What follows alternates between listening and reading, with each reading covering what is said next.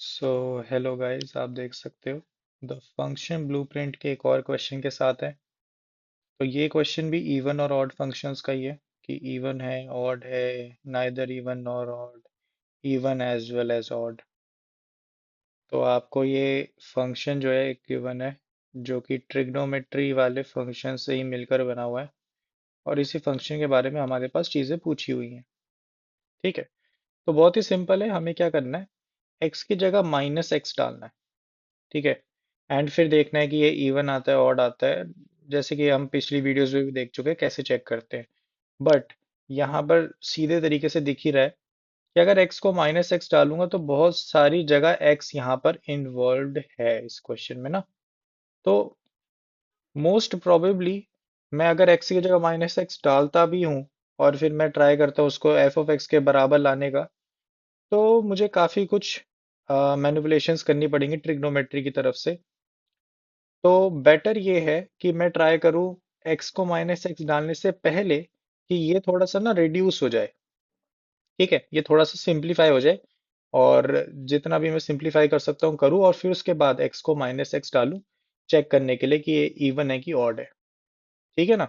हम डायरेक्टली डाल सकते हैं बट उससे कॉम्प्लिकेशन बढ़ेगी, कैलकुलेशन बढ़ेगी। अगर हम पहले ही उसको सिंप्लीफाई कर लेंगे तो चीज़ें थोड़ी सिंपल हो जाएंगी।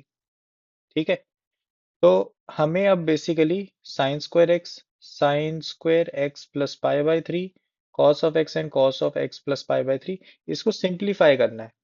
कैसे करेंगे, सोच के देखो। देखो, ट्रिग्नोमेट्री का मेन रूल यही है कि आपको सारी ट्रिग्नोमेट्री की इक्वेशंस जो उसकी प्रॉपर्टीज हैं वो सारी की सारी टिप्स पे होनी चाहिए। देखते ही आपको पता होना चाहिए कि भाई इस पे ये फॉर्मूलेज लग सकते हैं। ठीक है, अब देखो, मेरे हिसाब से क्या कर सकते हैं सिंप्लीफाई करने के लिए। पहली बात तो ये प्रोडक्ट को अलग करो, है ना। प्रोडक्ट को अलग करो, एंड इसको हम क्या करेंगे, कॉस की फॉर्म में लेकर आने की कोशिश करेंगे। क्योंकि हम जब इसको अलग कर रहे हैं तो ये कॉस की फॉर्म का आएगा, है ना। ठीक है कि नहीं, क्लियर है। चलो फिर, तो हम क्या करने वाले हैं, दो प्रॉपर्टीज का इस्तेमाल करेंगे। बहुत ही सिंपल है। देखो, साइन स्क्वायर एक्स को अगर मुझे कॉस की फॉर्म का लाना है तो मैं एक बड़ा आसान सी चीज कर सकता हूँ। क्या कर सकता हूँ, मेरे को और एक और बात, मुझे ये स्क्वायर से भी रेड करना है। मेरे को ये स्क्वायर नहीं चाहिए, क्योंकि यहाँ पर सिंपल टर्म्स ही आएंगी जब ये हटेगा, है ना, ये जब सम में आ जाएगा। तो मैं साइन स्क्वायर को क्या करूँगा, एक ही फॉर्मूला जो वर्क करेगा यहाँ पर, जो कि है साइन स्क्वायर एक्स को मैं लिख सकता हूँ one minus cos cos two x divided by two. ठीक है, सिंपल फॉर्मूला है डबल एंगल का। ठीक है, और यही हमारे पास sine square x plus pi by three वाले पे भी लग जाएगा। तो बेसिकली ये एंड ये दोनों ये फॉर्मूलाज अप्लाई करेंगे। ठीक है, यह वाला अप्लाई कर देंगे। और इसके लिए कौन सा फॉर्मूला लगेगा, इसके लिए हमारे पास फॉर्मूला लगेगा कि देखो, अगर हमारे पास cos of a cos of b product में होते हैं तो उनको हम लिख सकते हैं वन बाई टू। ठीक है, cos of A plus B plus cos of A minus B. ठीक है, क्लियर है। ए और बी दोनों में से कोई भी चूज कर सकते हो आप, इन दोनों में से कोई फर्क नहीं पड़ेगा, क्योंकि नेगेटिव साइन अगर आता भी है कॉस के अंदर, है ना, तो वो फर्क नहीं डालता, वो माइनस बाहर नहीं आता, वो अंदर ही एडजस्ट हो जाता है। तो कोई दिक्कत वाली बात नहीं है। ठीक है, तो ये दोनों प्रॉपर्टीज अगर हम इस्तेमाल करते हैं एफ ऑफ एक्स पे, तो क्या बनेगा हमारे पास, f of x equal to हमारे पास बन जाएगा one minus cos of two x divided by two, plus यहाँ पे बन जाएगा one minus cos of two x plus two pi by three. ठीक है, डिवाइडेड बाई टू, एंड जो थर्ड टर्म है हमारे पास आएगी वन बाई टू, एंड यहाँ पे हमारे पास क्या आएगा, ए प्लस बी।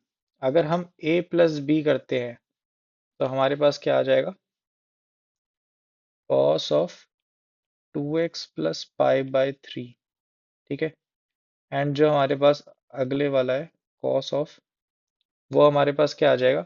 देखो दोनों में से कोई भी माइनस कर सकते हो आप, एक्स में से x plus pi by three भी माइनस करोगे तो माइनस का पाई बाय थ्री बनेगा।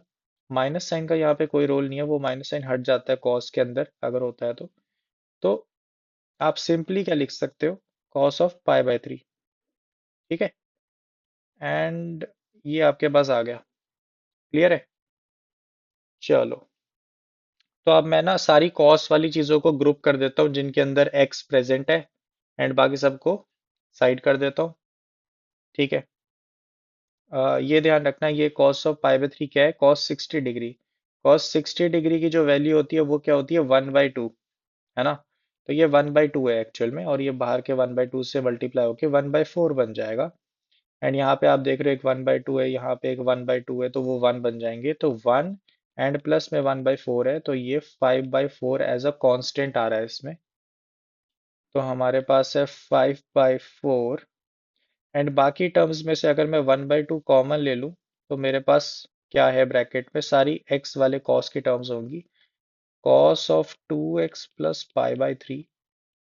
ठीक है, एंड फिर मेरे पास है माइनस में cos of 2x plus 2 pi by three. ठीक है, एंड मेरे पास है माइनस में cos ऑफ 2x। क्लियर है? तो बेसिकली अब मुझे रिड्यूस करना है इन तीनों को। ठीक है, मुझे इन तीनों को रिड्यूस करना है, एंड मैं कैसे कर सकता हूँ बताओ, कैसे किया जा सकता है रिड्यूस? देखो, सबसे इजीएस्ट वे क्या है, आप ऐसा करो, आप इसको इस्तेमाल करो जो हमारे पास है,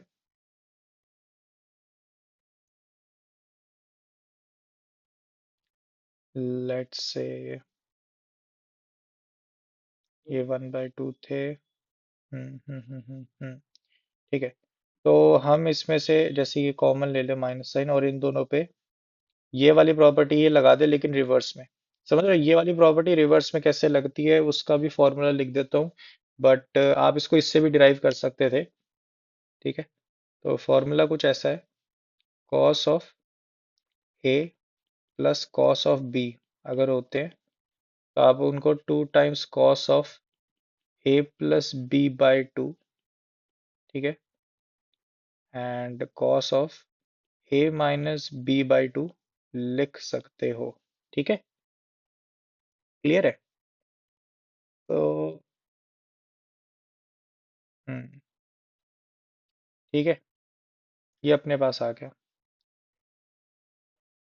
तो अब अगर मैं लेट से ये अप्लाई करता हूँ किन पे अप्लाई करना है भाई, यहाँ पे माइनस साइन मैंने कॉमन ले लिया तो ये प्लस में है, और ये जो ब्रैकेट रेड ब्रैकेट के अंदर है उन पे हम ये प्रॉपर्टी लगाएंगे, तो हमारे पास क्या बन जाएगा फंक्शन, 5/4 था, 1/2 है, यहाँ पे कॉस पड़ा है 2x plus pi by three, and यहाँ पर माइनस के अंदर ये रेड ब्रैकेट में क्या बनेगा, 2 times cos of A plus B by two. ठीक है, A plus B by two एक बार कैलकुलेट करो मन में, 2x plus pi by three बन रहा है, कैलकुलेट करो मन में, मन में कैलकुलेट करने की आदत होनी चाहिए। अच्छा, दूसरा वाला ब्रैकेट क्या बन रहा है, a minus B by two, तो a माइनस बी में 2x हट जाएगा, 2 pi by three divided by 2 pi by three, तो ये पाई बाई थ्री।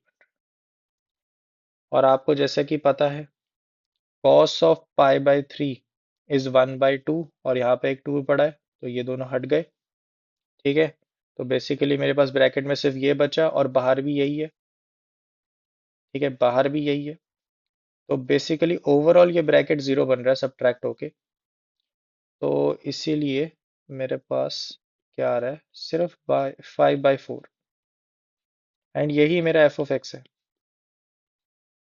समझ रहे हो?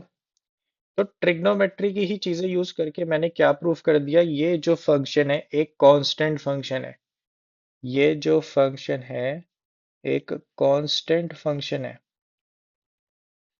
ठीक है, सो अब मेरे को इवन और ऑड देखना है, तो ये कैसा फंक्शन होगा कि अगर मैं माइनस एक्स भी डालता हूँ तब भी तो 5/4 ही रहेगा, जो कि एक्चुअल में एफ ऑफ एक्स के बराबर ही है ना। तो इधर से ये सिंपली पता लग जाता है कि ये एक इवन फंक्शन है। क्लियर है? ठीक है। तो आई होप सो क्लैरिटी मिल गई होगी इस चीज़ में। ये एक इवन फंक्शन है। अगर आप इसका ग्राफ भी बनाते हो आपको पता लग गया होगा, y = 5/4 वाली लाइन होगी ये, है ना, y = 5/4। एंड यहाँ पे रिफ्लेक्शन में पता लग रहा है कि ये यहाँ पर रिफ्लेक्ट होके अबाउट वाई एक्सिस सेम ही बन रहा है, तो इसीलिए ये एक इवन फंक्शन है। तो इसका जो करेक्ट आंसर है वो हो जाएगा ए ऑप्शन, एंड कोई और ऑप्शन सही नहीं है इसके अलावा, सिर्फ ए ऑप्शन करेक्ट है। आई होप सो क्लैरिटी मिली होगी। ट्रिग्नोमेट्री मेरे को सबसे ज़्यादा इंटरेस्टिंग लगता है क्योंकि उसमें इतनी वैरायटी और इतने क्रिएटिव तरीकों से आप एक पर्टिकुलर क्वेश्चन को सॉल्व कर सकते हो, जो कि बहुत ही मज़ेदार है। ठीक है, हो सकता है आपकी सॉल्विंग मेरे से अलग हो, बट अल्टीमेटली आपके पास यही आएगा कि 5/4। ठीक है, तो अल्टीमेटली यही आएगा, and that is the main point. आप हो सकता है डिफरेंट डिफरेंट प्रॉपर्टीज यूज करो, कुछ और चीजें यूज करो, है ना, एंगल्स में कुछ और चीज यूज करो, तो बहुत सारे तरीके हो सकते हैं इसको सॉल्व करने के, बट मैंने आपको अपना तरीका बता दिया। आपके पास कुछ अलग तरीका होगा, बट मेन आइडिया यही था कि सिंप्लीफाई करना है, एंड ट्रिग्नोमेट्री में सिंप्लीफाई करना ही सबसे ज़्यादा इंपॉर्टेंट पार्ट होता है, एंड टफर भी होता है स्टार्टिंग स्टार्टिंग में, बट प्रैक्टिस के साथ ये चीज़ें ईजी हो जाती हैं। आई होप सो क्लैरिटी मिल गई होगी इस क्वेश्चन में। मिलते हैं अगले क्वेश्चन के साथ।